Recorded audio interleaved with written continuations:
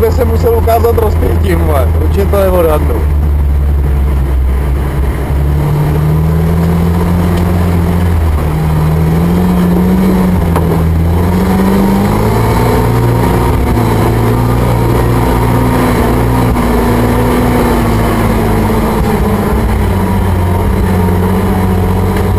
Tady je pěkně hnusný bláto, vole.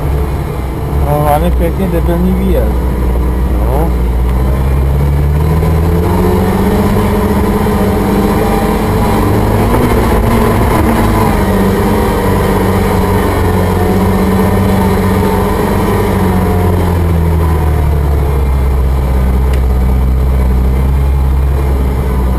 Suzuka, ať to vezme lesem po vrstevnicích.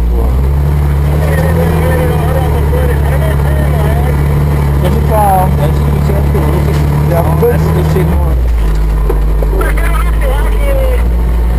Rovnou, že se budou hátat. Ať se předjíždí, ne?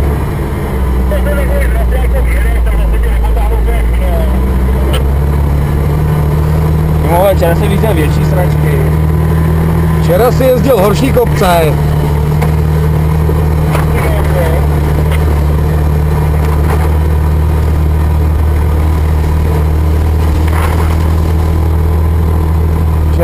Ve 3 vysílačkách bez oslovení.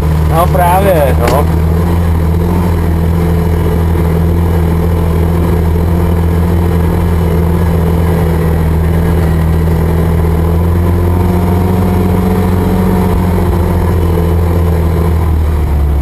Jo, tak tady to poznám.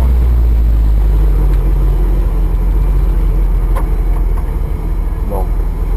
Ale zrovna mně by se líbilo na tamhletom kopci. Tam pojdeme. Tady to jako po té cestě pádeme furt nahoru. Jako ono se takhle stáčí asi tam Jo, se dolů. to tady stočíme dolů, tamhle nahoru. Už to nevezmeme rovnou. No. Ale dobře, ne. Jenom takový dotaz. Mankej.